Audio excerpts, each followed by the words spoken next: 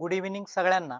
आता आपण सी साठी जे व्याकरण विचारलं जातं ते व्याकरण बघणार आहोत. सी ची बॅच आपल्याकडे उपलब्ध आहे. तुम्हाला जर मराठी व्याकरणासाठी जर बॅच पाहिजे असेल तर फक्त 159 मध्ये ती पण उपलब्ध आहे. त्यासाठी प्ले वर पीएससी अकॅडमी ही ऍप डाउनलोड करा. सी जर तुम्हाला बॅच पाहिजे असेल त्यामध्ये तर मग तुम्हाला व्याकरण असेल, ऑनलाईन टेस्ट असेल, मॉडर्न क्वेश्चन पेपर सर्व काही त्याच्यामध्ये फ्री मध्ये उपलब्ध आहे. जर तुम्ही सी बॅच घेतली जर तुम्हाला व्याकरण घ्यायचं असेल तर व्याकरण पण घेऊ शकतात. काही अडचण असेल तर या मोबाईल नंबरवर संपर्क करा. तुम्हाला माहिती मिळून जाईल. पीएससी अकॅडमी फक्त एवढं प्ले वर जाऊन डाउनलोड करू शकतात. आता पहिला व्याकरणाचा प्रश्न तुमच्या स्क्रीनवर आहे. सैनिक शूर होता या वाक्यातील शूर काय बघा. एकदम सोपा प्रश्न आहे. सैनिक शूर होता या वाक्यातील शूर काय आहे असं तुम्हाला विचारलेलं आहे. आता शूर म्हणजे काय दाखवतो आपल्याला त्याबद्दल विश म्हणजे गुण दाखवतो. बरोबर आहे का नाही. सैनिक कसा आहे शूर आहे. शूर आहे काय म्हणजे काय होईल नाम आहे का तर अजिबात नाही. सर्वनाम आहे का तर अजिबात नाही. काय विशेषण आहे. काय विशेषण तुम्हाला दिलेलं होतं. एकदम सोपा प्रश्न तुम्हाला होता आणि असेच प्रश्न सीटीएटी ला येतात. सीटीएटी ला अशाच पद्धतीचे प्रश्न येतात. प्रश्न हार्ड नसतात. सीटीएटी ला असेच प्रश्न येतात पण विद्यार्थी इथे सुद्धा गोंधळ घालतात. बघा त्याच्यानंतर दुसरा प्रश्न खालीलपैकी कोणता शब्द भावनावाचक नाम नाही बघा. आता भावनावाचक नाम तुम्हाला माहित पाहिजे. काय भावनावाचक नाव आहेत तेव्हा आपल्याला काय नाही. आता तुम्ही जर काळजीपूर्वक बघितलं असेल बघा तर आता खालीलपैकी तुम्हाला काय विचारलं भावनावाचक नाम नाही. नाही म्हणजे निगेटिव्ह काढायचे म्हणजे 3 तुम्हाला भावनावाचक असतात बघा. सौंदर्य काय आहे भावनावाचक. गोडवा काय आहे भावनावाचक आहे. आनंद काय आहे भावनावाचक आहे. पण शूर काय आहे विशेषण आहे.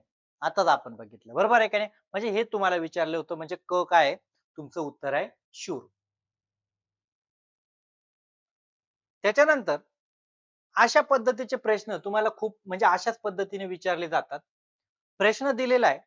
आजीचा मोठा मुलगा डॉक्टर आहे वाक्यातील विशेषण ओळखा. बघा आजीचा मोठा मुलगा आजीचा मोठा मुलगा डॉक्टर आहे वाक्यातील तुम्हाला विशेषण ओळखायला लावलेले. आता बघा यामध्ये विशेषण काय आहे डॉक्टर आहे का तर अजिबात नाही. डॉक्टर काय आता बघा डॉक्टर काय झालं एक आपण काय म्हटलो सामान्य नाम झालं.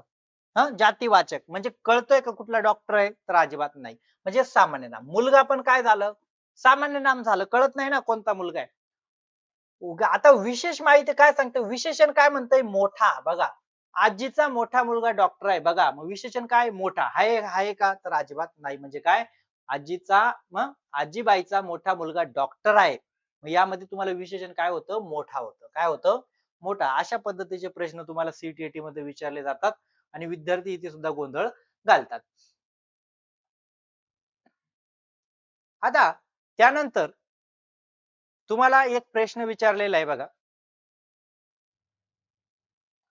वर्ग किंवा सैन्य हे नामाच्या कोणत्या प्रकारात मोडतात बघा. वर्ग वर्ग आपण काय आणतो वर्ग हा समूह दाखवतो. सैन्य पण काय समूह दाखवतो.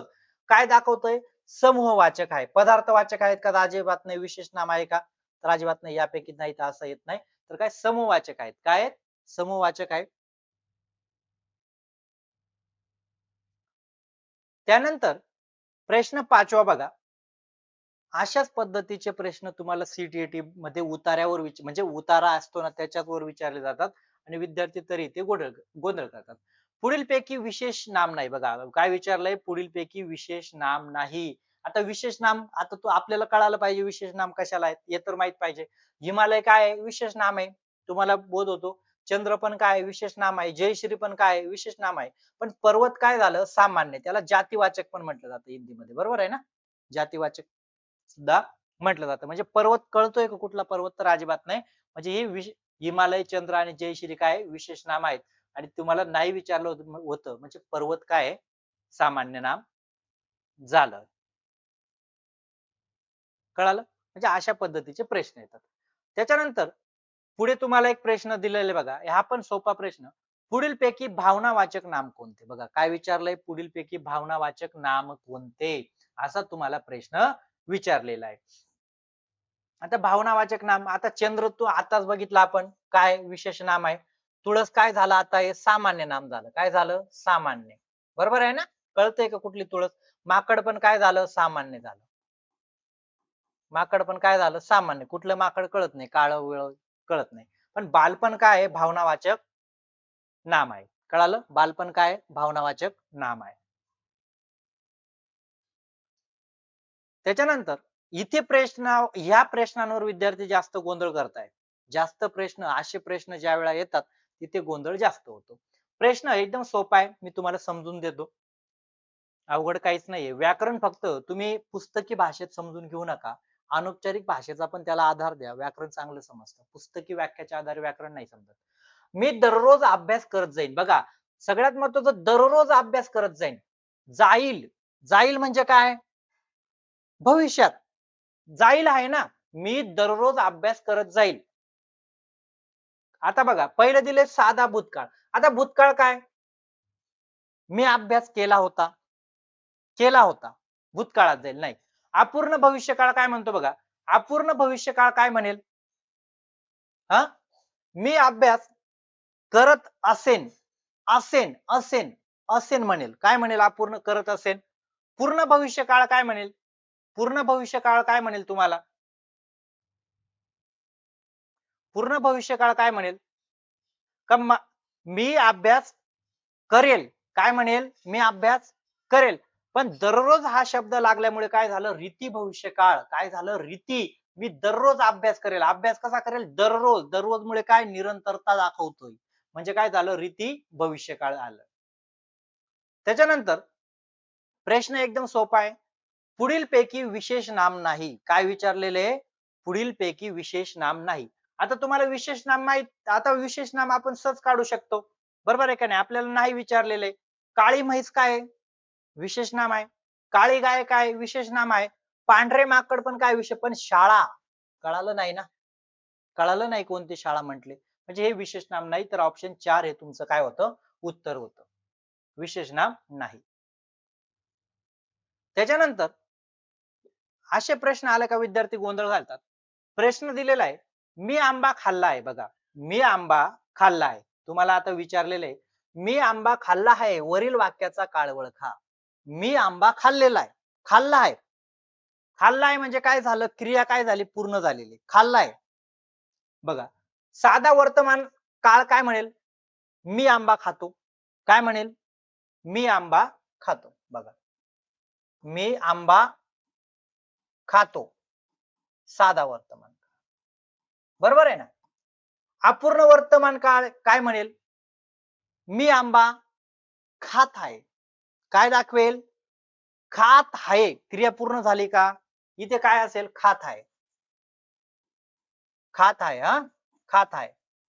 अपूर्ण. रीती काय असेल? मी आंबा खात असतो. रीती काय असेल? असतो. खात असतो ना. मी आंबा खात असतो. असतो. रीती काय म्हणते? सतत क्रिया. मी आंबा खात असतो म्हणजे काय? रीती.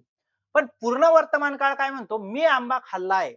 मी आंबा खाल्लाय म्हणजे काय? क्रिया काय झाली? तुमची पूर्ण झाली. आणि हेच तुम्हाला विचारलेलं होतं.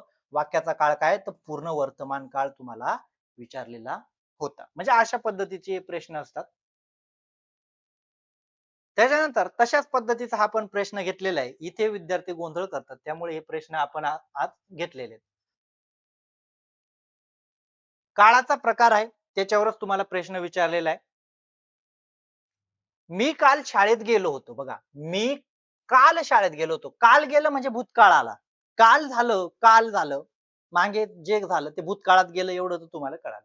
बरोबर आहे की नाही? मी काल शाळेत गेलो होतो. म्हणजे आता वर्तमान काळ तर येणार नाही, हे ऑप्शन बाहेर काढा. भविष्य काळ तर येणार नाही, हे तर काढून टाका. आता दोन ऑप्शन मध्ये तुमची लढाई आहे. आता मी तुम्हाला समजून देतो, समजून घ्या. बघा, मी काल शाळेत गेलो होतो. गेलो होतो म्हणजे क्रिया काय झालेली आहे? संपलेली आहे ना. क्रिया संपलेली आहे. म्हणजे काय झालं? भूतकाळ. आणि अपूर्ण भूतकाळ काय होतं? अपूर्ण भूतकाळ काय म्हणेन? मी काल शाळेत जात होतो. जात होतो म्हणजे क्रिया काय दाखवतोय? चालू. पण इथे क्रिया चालू नाहीये. मी काल शाळेत गेलो होतो. होतो लागल्यामुळे काय झाले? ती क्रिया काय झाली?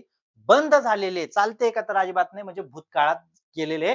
पण मी काल शाळेत जात होतो किंवा मी गावाला काल जात होते. मी अभ्यास करत होते. म्हणतो ना आपण, मी काल अभ्यास करत होते. म्हणजे काय झालं? अपूर्ण भूतकाळ. आणि काल मी अभ्यास केला. काल मी अभ्यास केला म्हणजे काय क्रिया काय झाली? बंद झाली. म्हणजे काय झालं? भूतकाळात गेलं. बघा अशाच पद्धतीचे हे प्रश्न तुम्हाला घेतलेले होते. एकदम सोप्या पद्धतीने म्हणजे मांडणी केलेले टॉपिक तुम्ही टॉपिक काळजीपूर्वक बघा. सर्व काही तुम्हाला तिथे उपलब्ध करून दिलेलं आहे.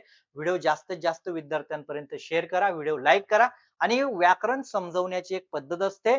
पुस्तकी पद्धतीने जास्त समजून घेऊ नका. कारण पुस्तक व्याख्याच्या आधारे जर तुम्ही समजायला गेलं, तर फार अवघड आहे. मी जसं तुम्हाला सोप्या पद्धतीने समजवलं, तसंच ॲपमध्ये तुम्हाला सर्व व्याकरण अशाच पद्धतीने समजवलेले आहे. कधी पण व्याकरण असो किंवा कुठलीही अवधारणा असेल, समजण्यावर जास्त भर द्यायचा.